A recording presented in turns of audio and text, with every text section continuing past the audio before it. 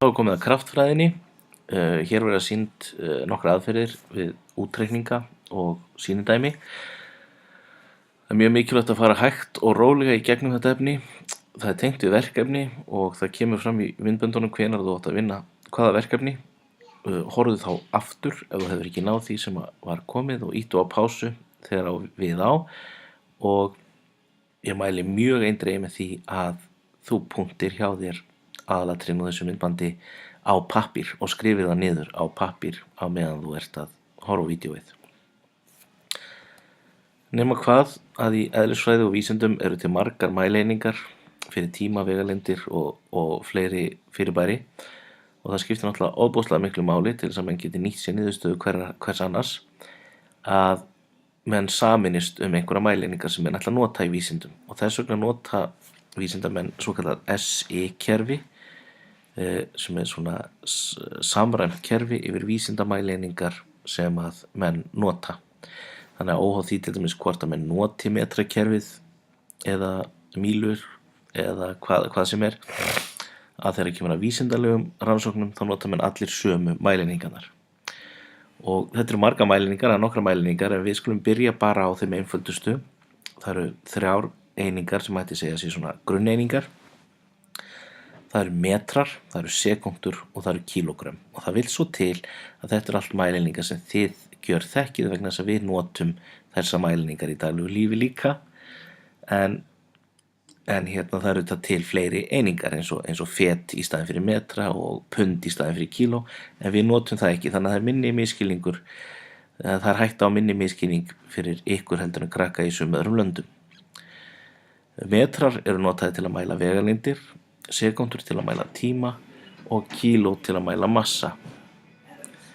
Það er hægt að læra að breyta á milli mæleininga með tiltölulega einföldum stærðfræðireglum, en lang einfaldast er bara að nota Google, því að Google hefur innbyggðan vasareikni eða reiknivél sem meðal annars getur breytt úr einni mæleiningu í aðra. Þannig er nóg bara að skrifa til dæmis 34,5 km í millimetra og nota þá styttingarnar km og mm, og þá mun Google einfaldlega segja þér að 34,5 km eru 34,5 miljón millimetrar. Og þetta er hægt að gera við á milli kerfa eins og úr mílum í kílómetra, og það er hægt að gera þetta með tímaútreikninga, 2 klukkustundir og 4 mínútur í bara mínútur eru 124 mínútur, og það er hægt að gera þetta með þyngd og næstum hvað sem er. Og þetta flýtir mjög fyrir, enda aðalatriði í útreikningunum sem við erum að fara að vinna hér á eftir er ekki að geta lært að breyta úr grömmum í kílógrömm, heldur að gera útreikningarna sjálfa. Þannig að endilega notið Google til að flýta fyrir ykkur ef þið hins vegar kunnið fljótlegri leiðir til þess, munið hvernig breytir úr einu í annað, þá þetta bara notið minnið. En núna skuluð þið leysa verkefni 1, því ítið þá pásu á meðan eða farið út úr vídeóinu, leysið verkefni 1 og haldið svo áfram myndbandið þegar þið eru tilbúin fyrir verkefni 2. Við höldum sem sagt áfram. Í þessum hluta ætlum við að læra að reikna hraða í eðlisfræði eða kraftfræði. Og með hraða þá er einfaldlega átt við hversu hratt er farið frá einhverjum stað til annars. Og hér er bara verið að ræða meðalhraða. Það skiptir til dæmis ekki máli í þessu tilfelli hvort að maður lagði hægt af stað og gaf svo í og hægði svo á aðra aftur, heldur bara hver var meðalhraðin frá A til B. Og í eðlisfræði er hraði táknaður með vaff, sem er litlu vaffi, sem stendur fyrir velocity, sem er enska hugtakið yfir hraða, en við notum vaff yfir hraða líka í íslenskum rannsóknum og vísindum. Og til að finna hraða þá notar maður formúlu sem er vaff er sama sem d deilt með t. Og þetta stendur fyrir annars vegar vegalengd eða distance og tíma eða time. Hraði er sem sagt fundinn með því að deila vegalengdinni með tímanum sem það tók að fara hana.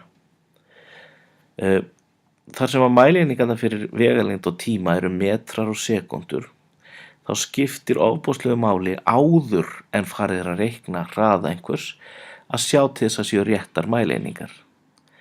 Þannig að ef að þú færð upp dæmi þar sem sagt að einhver hafi farið ákveðið marga kílómetra á ákveðið margum klukkustundum, þá þýðir ekkert að byrja að reikna þegar þú ert búin að breyta kílómetrunum í metra og klukkustundunum í sekundur. Þannig að þetta það fyrsta sem þú gerir. Það að sjá til þess að mæleiningarnar fyrir vegalengd og tíma séu metrar og sekundur. Og af þessu leiðir og eiginlega augljóst að mæleiningin fyrir hraða eru metrar á sekundum eða metra deilt með sekundum. Nú ætlum við að gera sýnidæmi. Bíll keyrði 35 km á 11 mínútum og 6 sekundum. Hver var hraði hans? Til að reikna hraða þá þurfum við að vita bæði vegalengdina og tíman. Í þessu tilfelli vegalengdin augljós. Hún 35 km. Tíminn sem það tók að fara þessa 35 km eru 11 mínútur og 6 sekundur. Þannig að þegar við vitum hvort tveggja, vegalengdin og tíman, þá getum við byrjað að reikna. En þetta þarf að vera rétt mæleiningum eins og ég sagði áðan, þannig að það þýðir ekkert að segja 35 km eða 11 mínútur og 6 sekundur. Kílómetrarnir þurfa að vera metrar og 11 mínútur og 6 sekundur þurfa að vera sekundur. Og þið getið notað bara Google og breytt 35 km í metra og 11 mínútum og 6 sekundur í sekundur og þá vitum við að í þessu dæmi þá keyrði hann 35.000 metra á 666 sekundum. Og hér koma svo útreikningarnir og ég ætla að biðja ykkur að fylgjast mjög nákvæmlega með útreikningunum og skrifa þá niður því ykkar útreikningar eiga innihalda öll skrefin sem hér koma. Þetta eiga að vera mjög vandaðir útreikningar. Í fyrsta lagi skrifarðu upp dæmið. Bíll keyrði 35 km á 11 mínútum og 6 sekundum. Hver var hraðans? Í þinni vinnubók stendur ekki bara númer á dæminu, heldur dæmið kemur sjálft sem texti. Og fyrir það færðu 1 stig að skrifa upp dæmið. Næst skrifarðu hvaða formúlu á að nota til að leysa dæmið. Í þessu tilfelli það formúla fyrir hraða, VAF sama sem D deilt með T. Og formúlan á að innihalda þessar vera svona. Þú ert ekki að skrifa hraði sama sem vegalengd deilt með tíma, heldur bara formúluna eins og hún í eðlisfræði. Fyrir það færðu annað stig. Þá þarftu að breyta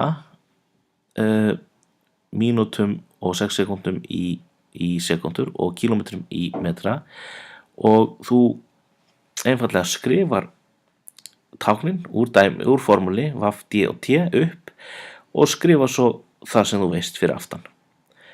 Til dæmis með því að gera kassa utanum eða svona aðeins til hliðar. Við vitum ekki hraðan, hann óþekktur í dæminu, við erum að reikna hann. Við vitum að vegalengdin 35.000 metrar og tíminn 666 sekundur. Og þannig ég búin að breyta þessu í réttar mæleiningar. Og fyrir þetta að setja réttar mæleiningar inn í dæmið og safna saman upplýsingunum sem að þú hefur, færðu 1 stig. Þá skrifarðu inn í formúluna það sem þú veist og færðu 1 stig fyrir það. Vegalengdin 35.000 metrar, tíminn 666 sekundur og vaffið ennþá óþekkt. Þannig að nú eru komin 4 stig og við erum í raun ekki byrjað að reikna dæmið ennþá. Við erum bara búin að setja það upp. Nú reiknum við. 35.000 deilt með 666 eru 52,55. Þannig að við reiknum og fyrir það fáum við 1 eða 2 stig eftir hvað á við. Og þetta svarið og nú skrifar þá bara svarið. Hraðinn 52,55 metrar á sekundu og þarna engin ástæða til þess að vera með deilingastriki lengur. Þarna bara tökum við sekundnar upp en setjum lítið svona ská deilingastrik fyrir aftan metra sem í raun nákvæmlega sami hlutur. Þetta bara svona sett í eina línu í lokin og það eru gerð 2 strik undir svarið og tvístrikið skiptir máli. Þannig að skrifa svarið og tvístrikið og fara 1 stig fyrir það og svo síðast en ekki síst skrifa svarið sem setningu. Ef spurningin setning þá kemur svarið sem setning.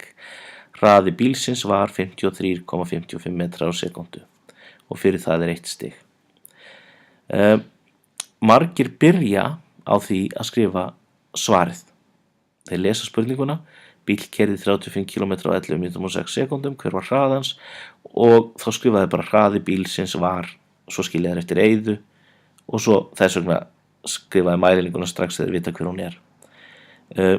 Og þetta getur verið mjög gott að gera fyrir þá sem að svona eru dálítið öruggir og vita hversu mikið pláss þeir þurfa og svona. En takið eftir tveimur litlum atriðum. Takið eftir samasemmerkinu þarna. Það eru 2 samasemmerki. Ekki gleyma þessum samasemmerkjum. Þetta þýðir bara að hver lína er raun og veru framhald af síðustu. Hraði samansett 35.000 deilt með 666 er sama og hraði deilt með og ekki hafið samasemmerkin fyrir framan. Ok, annað sýnidæmi til að hafa þetta á hreinu og höfum kvarðan með okkur.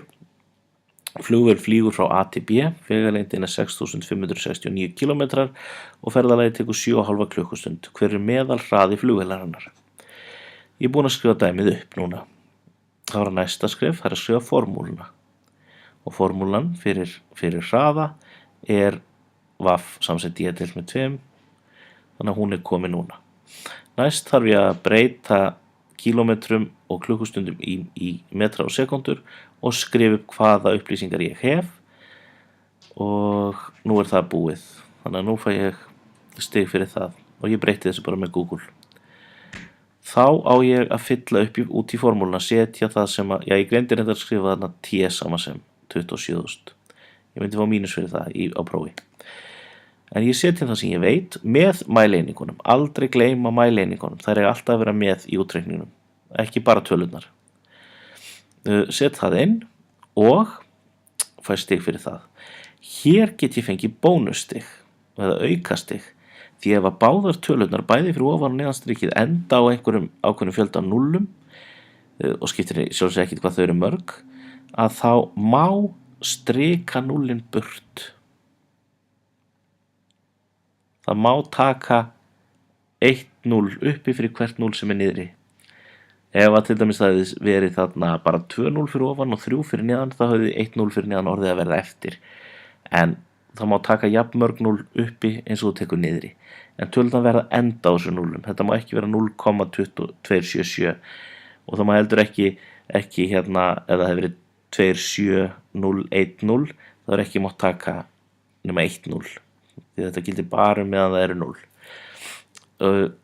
Þetta þýðir raun og veru að 6,569 milljónir deilt með 27.000 er bara það sama og 6.569 deilt með 27. Þannig að ef þú strikar þarna við 0, þá færðu aukastig. En þú deilir svo bara og 6.569 deilt með 27 er 243. Heldur mæleiningunum inni og heldur strikinu inni, það hverfur ekki fyrir næsta stigi sem er núna að setja þetta í eina línu og tvístrika og taka sekundunar upp. Þannig að nú er búið að því, svar og tvístrika og hvað er eftir, það er að skrifa svarið sem setningu. Meðalhraði flugvélarinnar er 243 metrar á sekundu. Búið. Nú skaltu gera verkefni 3. Það eina sem þú þarft í verkefni 3 er formúlan, hraði saman sem vegalengd deilt með tíma og listin yfir skrefin sem að þú átt að gera eða sýnidæmi sem þú átt núna í raun og veru að hafa skrifað niður.